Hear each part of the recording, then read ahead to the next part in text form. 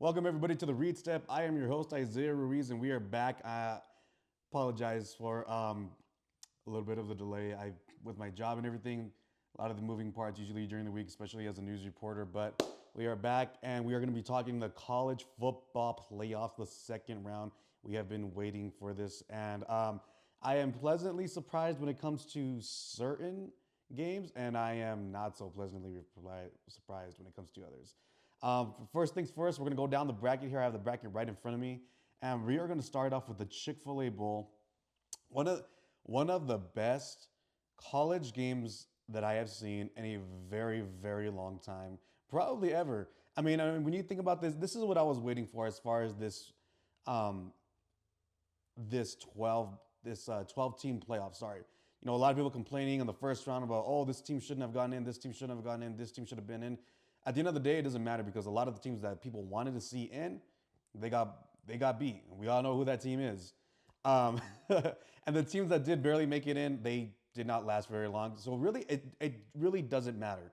What matters is games like this. Texas, Arizona State, 39-31. I really, really, really. Now I understand, by the way, going back to my picks, I know I picked Texas to win by like 2, 3 touchdowns, but I I was I really wanted Arizona State to pull this off. I hate Texas. I'm from LA. I'm a USC fan, as you guys already know, and I fucking hate Texas, and I hope they get their ass whooped in the next round.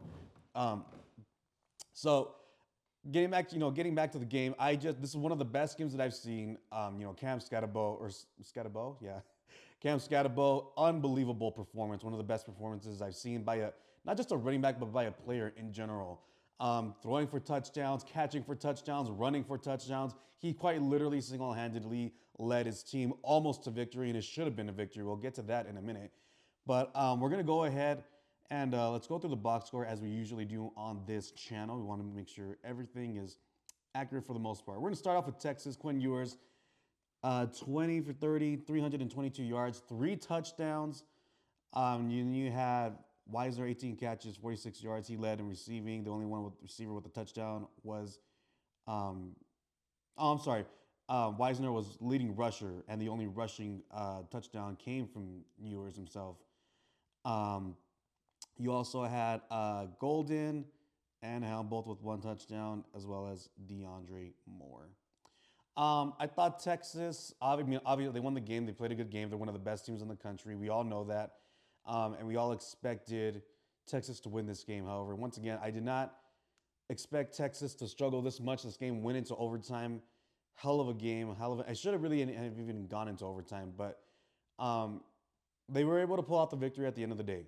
We'll get to their next opponent relatively soon because we have 4 games to talk about, so we kind of got to divide these up a little bit evenly here. But despite the win, I truly think that there's some flaws there are some flaws within Texas.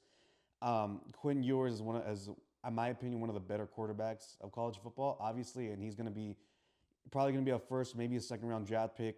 But I feel like I don't know what it is, but it almost seems as if his confidence is shaken just a little bit, and it almost seems like his confidence is a little bit shaken. No, 3 touchdowns is 3 touchdowns. We'll give him that. But there's something about this Texas team that doesn't look like it's quite there ready to go out and win a national championship. They've lost to Georgia twice this year.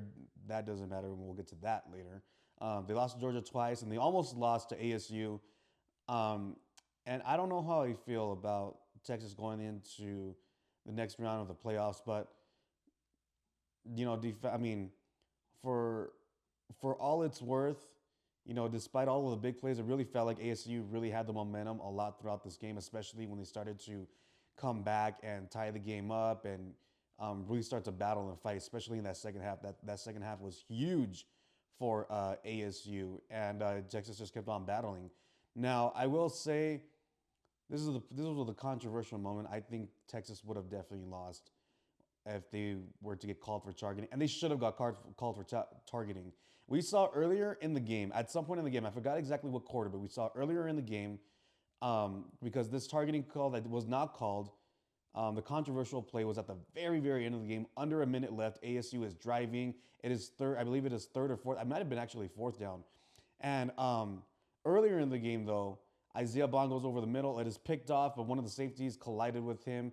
His elbow, Isaiah Bond got a love tap elbow to the face, and there was a flag thrown for targeting. It eventually got picked up. I think it was reviewed.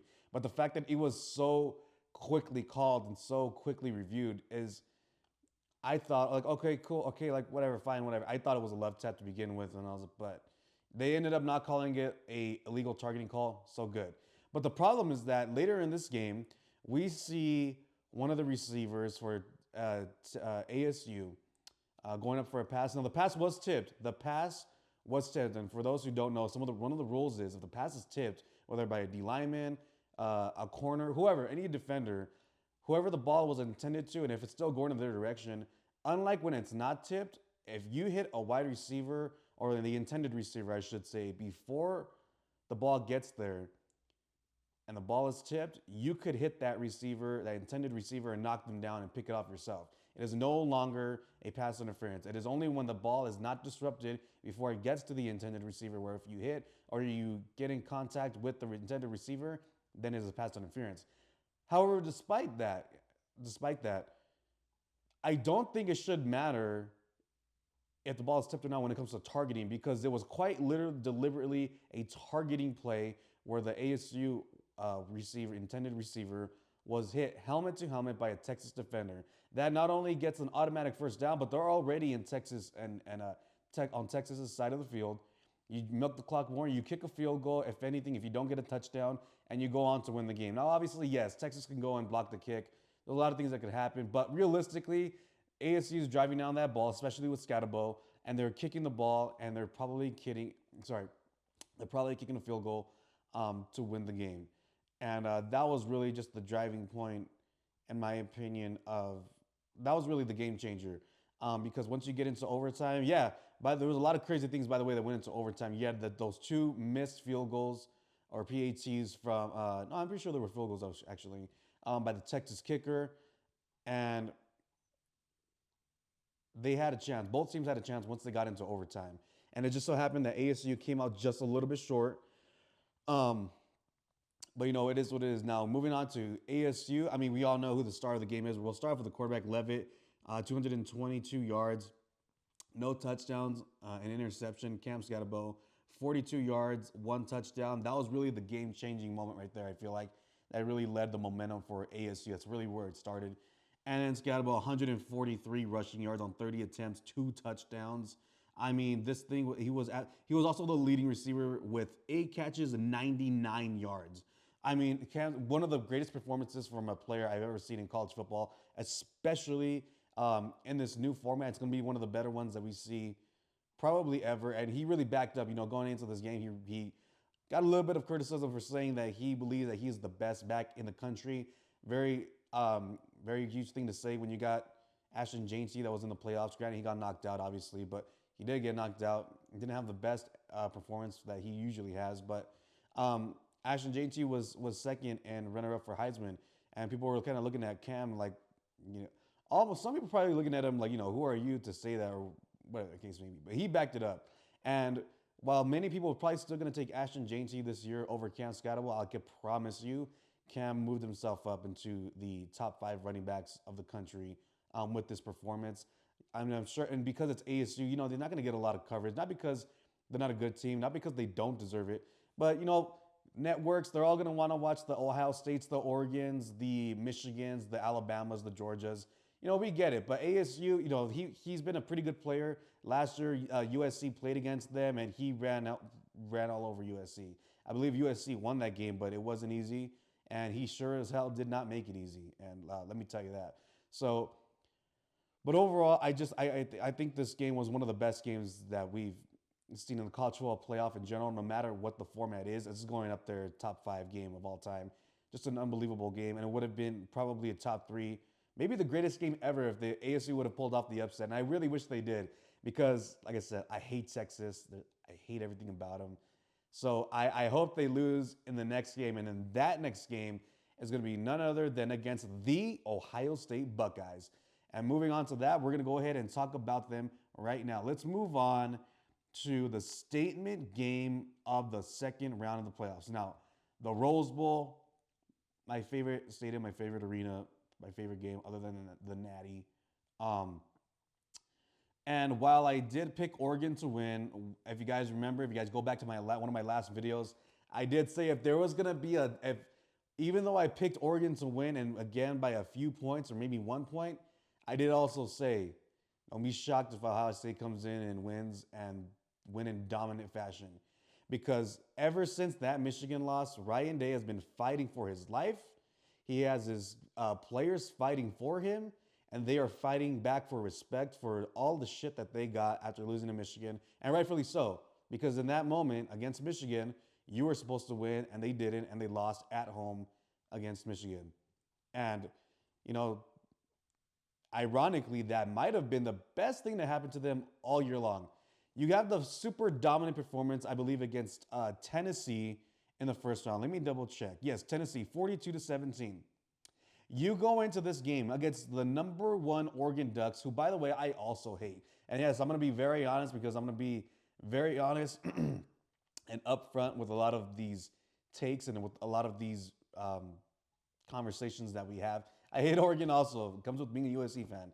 But Oregon, again, number one in the country, undefeated coming in. This team, they are destined, other than, well, the Ohio State now, but before the game even started, they are destined to go on and possibly go to the national title, maybe even win. Now, I've always said that the best chance for Oregon to win, in my opinion, was when Marcus Mariota was there. And they didn't do it. Obviously, they went out, they got beat pretty bad by, who did they, I think they lost to, I can't remember. I'll try to have it up in the video. I think they lost to Alabama, or did they lose to Ohio State? I think they might have lost to, yes, I think they did lose to Ohio State. Ironically, I think they did also lose to Ohio State. So going into this game, yeah, you knew Ohio State was going to come in just like they did against Tennessee. They were going to come in, they were going to dominate, they were going to make sure to leave their mark, and boy, did they. I'm not even going to start off with the stats here. Let's start off with the box score per quarter. In the first quarter, Ohio State put up 14 points, and in the second quarter, they put up the most, 20 points to Oregon's 8. So by the halftime, the score was 34-8, and I'm pretty sure I got that math right. 34-8 going into the half. The game was over right there and then, and I was the happiest camper you can ever imagine. They got Ohio State has one of my favorite players in the country. A guy I told you next year will be the best player in the country, and he is the best player in the country right now in the playoffs, and he proves it. And we're going to go straight to it. First of all, let's start off with Will Howard, actually. 319 yards, 3 touchdowns, no picks. Good game by Will Howard. Trevion Henderson and both Judkins had 2 good games. Henderson had 2 touchdowns, including including the 66-yard run. And Judkins, he had some good yards. No touchdowns, though. However, Jeremiah Smith, 7 catches, 187 yards, and 2 touchdowns. This dude is the best receiver as a true freshman, the best the guy that he reminds me of really is Julio Jones. To be a true freshman receiver, 6'3", I believe he's like about 215, completely dominant receiver. He is playing at a junior production as if he was about to get ready to get drafted and cap off his 3-year career at Ohio State, looking to be a top 5 pick in the NFL. Because if he was draft eligible right now, he would be a top 5 pick as a true freshman at the Ohio State University. Unbelievable performance, just unbelievable domination from, not just him. Again, Will Howard had an amazing game, and that defense was absolutely lights out. They crushed it. This was a dominant performance through and through, and you could bet your ass right now that they are by far the favorites to win the national championship. And they should be. And they probably are, because like I said, Ryan Day, in my opinion, the only way he saves his job is getting to a national title, let alone winning it. And if he wins it, he's not only keeping that job, he's going to keep that job for a long time, despite the Michigan loss. So, unbelievable performance by the Ohio State University. I'm pleasantly wrong about this game as far as pick, because again, at the end of the day, I did pick Oregon to win, But I'm so happy Ohio State came in and whooped them. Now, let's get to the other side. Oregon. Dylan Gabriel, 299 yards, 2 touchdowns, no picks. You had Jordan James, 14 yards. Yeah, this rushing total team in rushing. A lot of this, I'm gonna safely guess, it had to do a lot with sacks because Dylan Gabriel had minus 43 yards. So with sacks included, the team rushing was a total of 28 carries for negative 23 yards, 1 touchdown. Sorry, by Whittingham. Right, sorry, Whittington. Negative 23 yards. That's what the Ohio State defense did. Um, Holden, 116 catches, 2 touchdowns. I mean, they scored 21 points, so he obviously got most of those touchdowns for the Oregon Ducks. But complete failure by an organization, by a program this year. I mean, I get it. It's Ohio State. They're still a top team in the country. $20 million for a roster and one of the best coaches in college football who's, after being doubted so much, once again, about a month ago against Michigan, walks in here, it's still one of the top teams. And Oregon, with Dan Lanning, with all the money that they put into their players with the Nike deals, and we all know what Nike does. If you pay attention, we all know what Nike does. A lot of former players talk about like what they're offered besides money, so we get it. But 13-0, you're favored, one of the teams, if not the team favored to win the national championship. And you go out like that, that is going to leave a mark on, I wouldn't say leave a mark, but it's going to leave a bad taste in the mouth of Oregon Ducks and Oregon Duck fans. Thankfully, we love to see it. It's going to leave a bad taste in Dan Lanning and all those players, really, even the ones that are going to leave. So, we'll see how they come back and answer next year. But again, some of this is objectivity, some of this is bias, a lot of it is because I don't like it. But I truly don't believe that Oregon really will ever have a championship run and win a championship ever, at least for the foreseeable future. Their best chance to win a championship was with Marcus Mariota, one of the greatest, if not, matter of fact, the greatest quarterback in Oregon history. And they just, ever since then, again, that was their shot, and they didn't pull through. They didn't do it. And this year was just, your first playoff game. And some people are saying, oh, well, what's the point of being the number one overall seed? What's the point of being number 2, 3, 4? You don't get any home playoff advantage. Truthfully, I don't really think it matters where they play the game. Ohio State was going to go in wherever they were going to go into. They were going to play Oregon, and they were going to whoop their ass. And that's exactly what they did. From the first quarter to the fourth quarter, on almost every single phase of the game you could possibly imagine. So this is going to be a stain for Oregon for a very long time because they had a great opportunity to go out and win the national title this year, especially with the way things shook out on the other side of the bracket. If they were, again, Ohio State, they're looking like they're just going to go and win it all. They're on a tear. Jeremiah Smith is in peak form. Again, as a true freshman, which is unbelievable. Again, I haven't really seen that since Julio Jones, that size as a specimen, a physical specimen, raw talent, ability. It's just ridiculous. So they're on a tear, but still. Oregon is going to, I don't know what Oregon's going to do, nor do I really care, to be honest. But you could bet that they're going to be in the mix next year. They're going to be back, obviously, in the playoffs. Catastrophic things have to happen for them to not be in the playoff. But, we'll see. But overall, I thought this was a good game, obviously, because I was pulling for Ohio State. So I thought it was a good game. But no, regardless, it was a blowout. But it was one of those games where even in a blowout, it's a good game to watch because you didn't really expect it, and I think we're falling in love with the story. I said that last time too. This 12-team playoff is going to allow great storytelling. Great storytelling. How about this? An Ohio State University team favored to win it all. $20 million roster.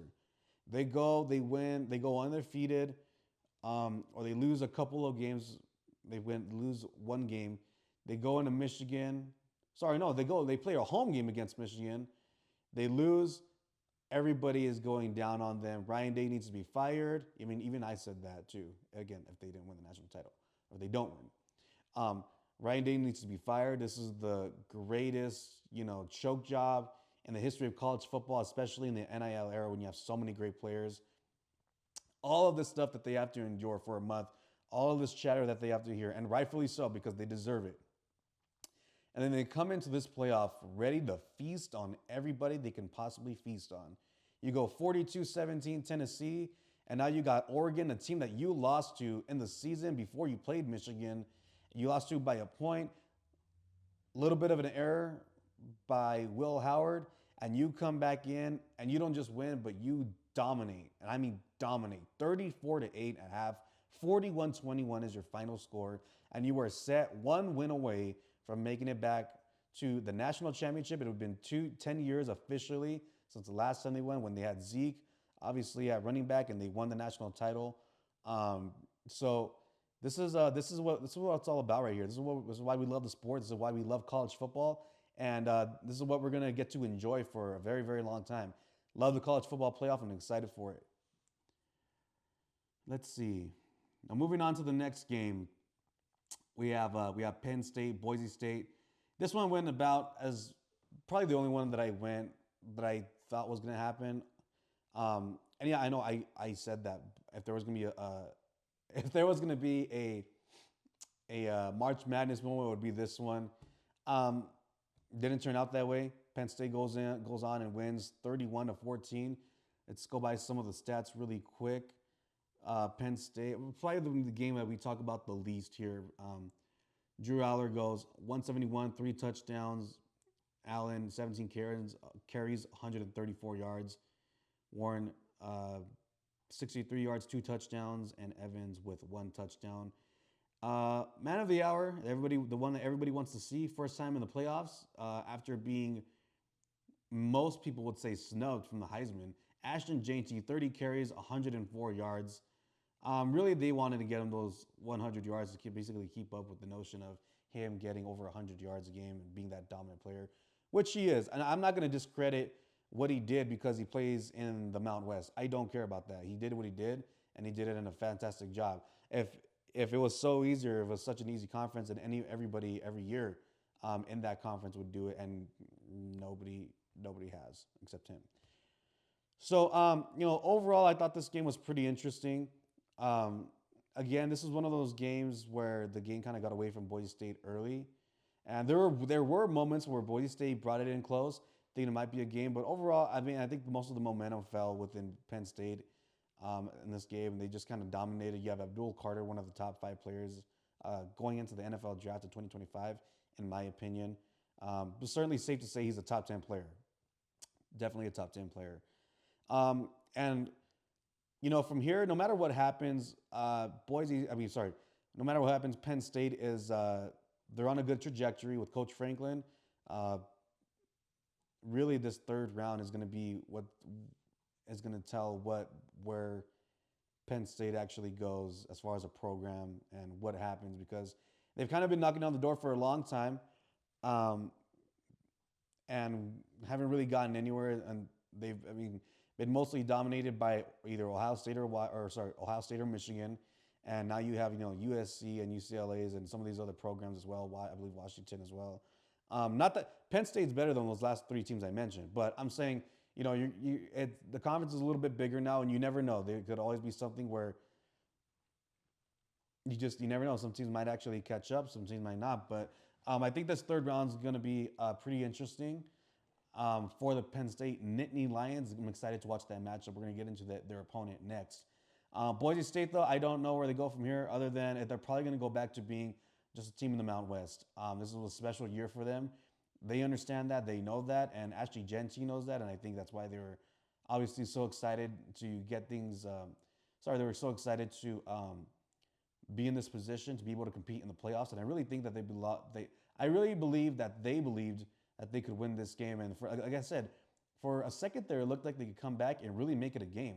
But it never happened. So, who knows when we'll see the Boise State Broncos back in the college football playoffs, but I don't think we'll be seeing them anytime soon. But to kind of wrap things up on this game, Penn State wins 31-14 once again.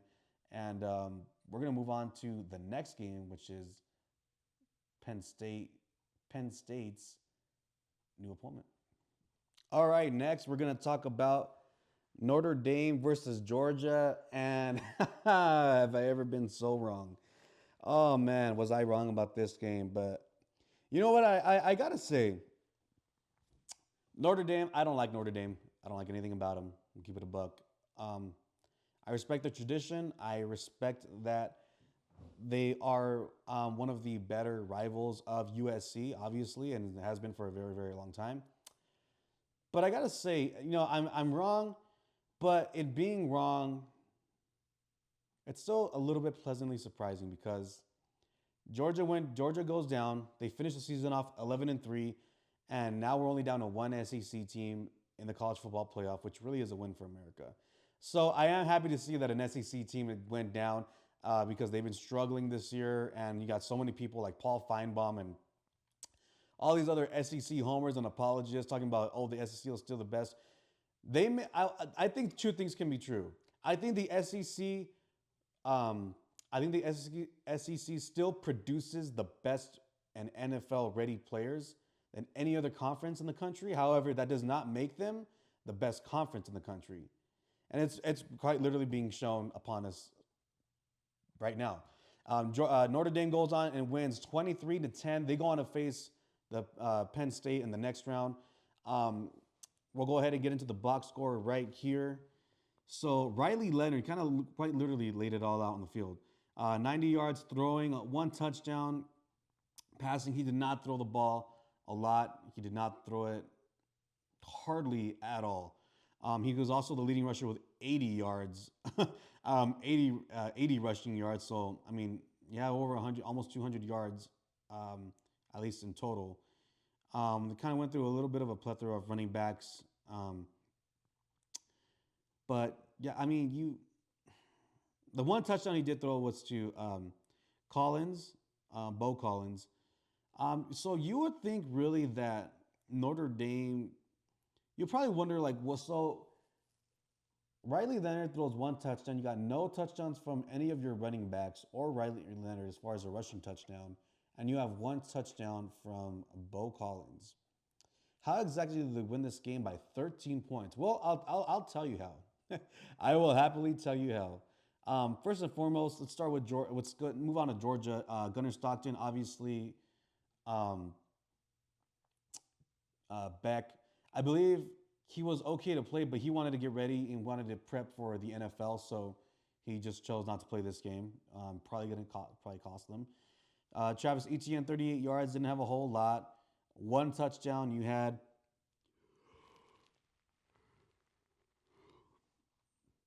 had Cash Jones with two catches. You had one touchdown. So again, you're probably wondering how exactly does Notre Dame win this game? Quite simply, they won this game defensively and they got outcoached. They got outcoached. Kirby Smart got outcoached, and boy did he ever. you know.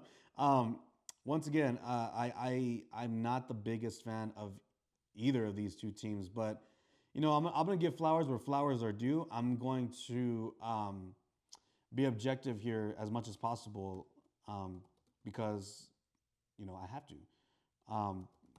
And they just simply got out coached. Marcus Freeman did a hell of a job coaching this game.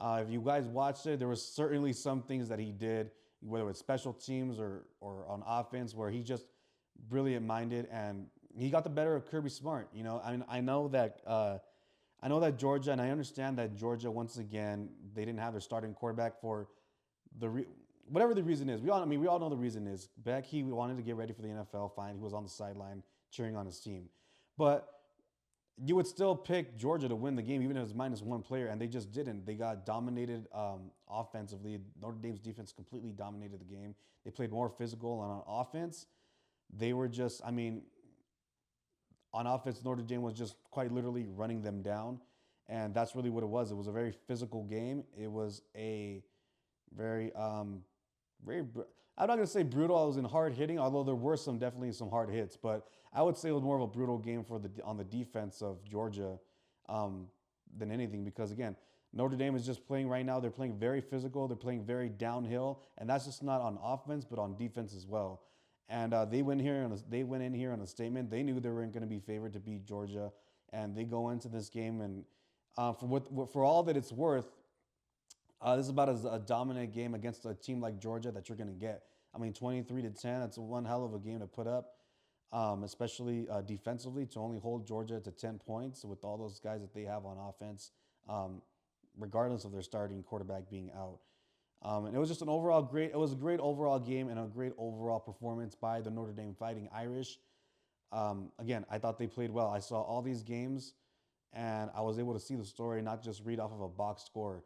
And you know, speaking objectively, I think they played well, and I think that they're going to be poised to. I wouldn't be surprised. I'll put it this way: I wouldn't be surprised if they go in and beat Penn State. However, I do think this is going to be one hell of a matchup. You got two very physical teams, offensively and defensively, two downhill smash mouth teams, and hopefully we get a hell of a game because this can be a pretty great matchup that we get between Notre Dame and Penn State. I can't wait for it. It's going to be exciting to watch. And the same thing with Ohio State and Texas. Ohio State, Texas, in similar ways, are similar. They're explosive. They can be explosive. They have so many good players on so many different parts of the offense and as well as the defense. But as far as the Ohio State Texas game, I think Ohio State's going to dominate. I hope they dominate because we all want to see Texas and the SEC lose, obviously. So, no, I think we're gonna have two great games. Two great games on the menu for us for college football fans in general. You got the Penn State Nittany Lions that are going to be in the Orange Bowl, I believe. Yes, the Capital One Orange Bowl, and you're going to have the Ohio State Buckeyes take on the Texas Longhorns in the Cotton Bowl. Winners of the games, obviously, go to the national championship and pretty much play for all the marbles. So, this is all I had for you guys today. But once again, I just want to thank you guys again for tuning in for this channel. I'm seeing that you guys are watching. I'm seeing that you guys are leaving likes. Go ahead and leave comments too. Let me know if I'm crazy. Let me know if I'm hating. But these are just my thoughts. These are just my takes. And once again, this is a show, and I love being a part of the show, and I love producing content for you guys. So I appreciate you guys so much for everything that you guys do and helping me grow this channel.